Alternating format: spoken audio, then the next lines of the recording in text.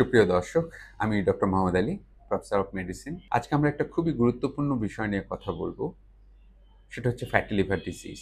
আমাদের বর্তমান জীবনযাত্রা, আমাদের না হাঁটা, আস্তে আস্তে ওজন বেড়ে যাওয়া, এসব কারণের জন্য এই রোগটা কিন্তু একটা মহামারী পর্যায়ে চলে গেছে।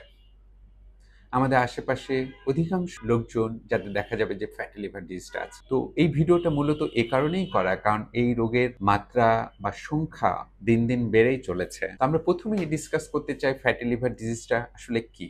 আমরা যখন কোনো খাবার খাই, সেটা সিম্পল ভাতও হতে পারে বা রুটিও হতে পারে বা যে কোনো ধরনের খাবার খাই, সেই খাবারটা হজমের পরে কিন্তু লিভারে চলে যায় এবং আলটিমেটলি লিভারে যেয়ে কিন্তু ওটা ফ্যাটে কনভার্ট হয়ে যায়। আমরা তো চর্বি জাতীয় খাবার খেলে সেটাও হজমের পরে লিভারে চলে যায়, কিন্তু সাধারণ শর্করা জাতীয় খাবার এটাও কিন্তু লিভারে যে আলটিমেটলি ফ্যাটে কনভার্ট হয়ে যায় এবং ফ্যাটে ডিপোজিট হয়। এবং আমরা যদি নিয়মিত না হাঁটি বা আমরা যদি কোনো শারীরিক পরিশ্রম না করি, তাহলে কিন্তু ওই ফ্যাটটার কোনো বার্ন হয় না। আলটিমেটলি কিন্তু ওটা আস্তে আস্তে লিভারে জমতে থাকে। এই যে লিভারে দিন দিন ফ্যাট জমছে, মূলত এটাকেই ফ্যাটি লিভার ডিজিজ বলে। এবং এটা মূলত দুই রকমের। একটা হচ্ছে অ্যালকোহলিক ফ্যাটি লিভার ডিজিজ, যারা দীর্ঘদিন ধরে অতিরিক্ত মাত্রায় অ্যালকোহল খাচ্ছেন, প্রতি সপ্তাহে 14 ইউনিটের চেয়ে বেশি, তাদের এক ধরনের ফ্যাটি লিভার ডিজিজ হয়, যেটা অ্যালকোহলিক ফ্যাটি লিভার ডিজিজ বলে।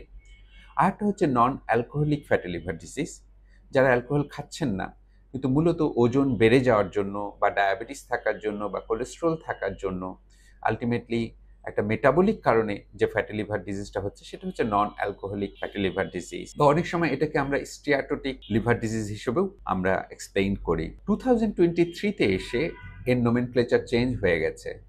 এখানে ফ্যাটি লিভার ডিজিজকে মূলত দুই ভাগে ভাগ করা হয়েছে। একটা হচ্ছে metabolic dysfunction related fatty liver disease, যেটাকে আমরা বলি হচ্ছে MALSD। আরেকটা হচ্ছে alcohol related fatty liver disease. তো যাদের দেখা যায় যে, আমরা চিন্তা করে যদি দেখি কি যে কাদের ফ্যাটি লিভার ডিজিজ হয়, এটাকে কেন মেটাবলিক অ্যাসোসিয়েটেড লিভার ডিজিজ বলা হচ্ছে, এর মূল কারণ হচ্ছে আসলে ওজন। আমি যদি দেখি যাদের ওজন বেড়ে যাচ্ছে বা যারা নিয়ম করে হাঁটছেন না, যারা অতিরিক্ত মাত্রায় খাবার খাচ্ছেন, পার্টিকুলারলি কার্বোহাইড্রেট খাচ্ছেন বা অতিরিক্ত চর্বি জাতীয় খাবার খাচ্ছেন, বা যাদের প্রেশার আছে কিংবা যাদের রক্তে কোলেস্ট্রল আছে, HDL কমে যাচ্ছে, LDL বেড়ে যাচ্ছে, টোটাল কোলেস্ট্রল বেড়ে যাচ্ছে বা ট্রাইগ্লিসারাইড বেড়ে যাচ্ছে, কিংবা যাদের ফ্যামিলিতে এ ধরনের রোগ আছে, মূলত তাদেরই ফ্যাটি লিভার ডিজিজ হয়। কাজেই এটা হচ্ছে একটা মেটাবলিক একটা ডিসঅর্ডার, যেখানে প্রধান কারণ কিন্তু ইনসুলিন রেজিস্ট্যান্স। যখন আমাদের ওজন বেড়ে যায় বা ডায়াবেটিস হয়, তখন মেইনলি কিন্তু দেখা যায় যে ইনসুলিনটা সঠিকভাবে কাজ করতে পারে না। বডিতে ইনসুলিন আছে, কিন্তু ইনসুলিনটা সঠিকভাবে কাজ করতে পারছে না। তখনই কিন্তু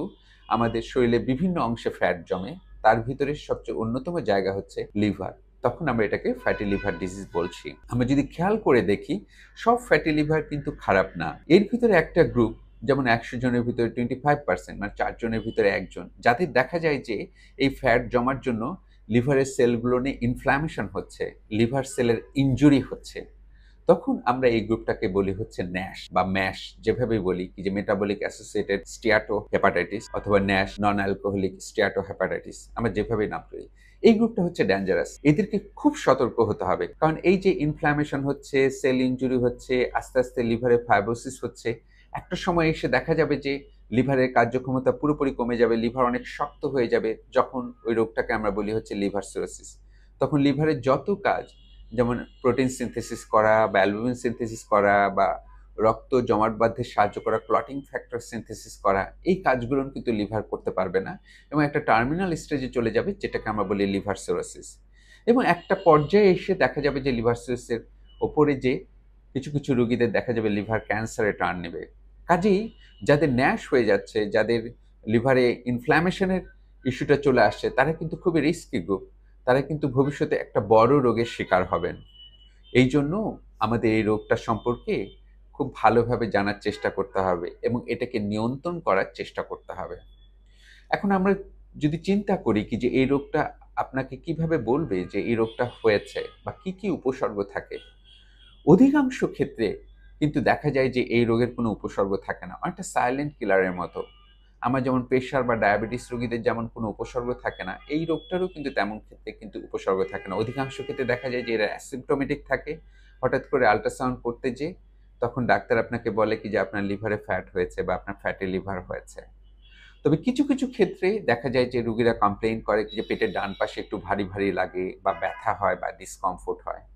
কিন্তু আমরা যদি বিষয়টাকে গুরুত্ব না দিই বা রোগটা যদি ধরা না পড়ে এবং সেটা যদি ন্যাশ হয়ে যায়, তাহলে একটা সময় এসে লিভার সিরোসিস হয়ে যায়। তখন দেখা যায় যে অনেক রোগীদের পেটে পানি চলে আসে, পায়ে পানি চলে আসে, শরীরে বিভিন্ন জায়গায় রক্তক্ষরণ হয়, ওজন কমতে থাকে, খাদ্যে অনীহা হয় এবং ভীষণ রকমের দুর্বল অনুভব করে। অনেক রোগীদের দেখা যায় যে লিভারের ভিতরে যে প্রেশার থাকে, সে প্রেশারটা অনেক সময় বেড়ে যাওয়ার জন্য অনেক সময় খাদ্যনালীতে রক্তক্ষরণ হয় এবং রোগীদের মৃত্যুর একটা কারণ হয়ে থাকে। এবং যে ক্ষেত্রে কিন্তু এটা অনেকটা চিকিৎসার বাহিরে চলে যায় এবং অধিকাংশ রোগীদের একটা সময় এসে দেখা যায় যে লিভার ট্রান্সপ্লান্ট করার প্রশ্ন আসে। আরেকটা ইন্টারেস্টিং ব্যাপার, যেহেতু এটা মেটাবলিক কারণে হচ্ছে, এইসব রোগীদের যেহেতু প্রেশার থাকে, ডায়াবেটিস থাকে, কোলেস্টেরল থাকে, ওনাদের ওজন বেশি থাকে এবং ওনারা যেহেতু হাঁটেন না, তাহলে দেখা যায় যে অন্যান্য রোগগুলো, দেখা যায় যে heart disease, particularly heart attack বা হার্ট ফেইলিউর কিংবা ব্রেনে স্ট্রোক করা বা হার্টের রক্তনালীতে ব্লক হওয়া বা এইসব রোগীদের যেহেতু এই ধরনের রিস্ক ফ্যাক্টর থাকে, দেখা যায় একটা সময় এসে কিডনির সমস্যা হয়।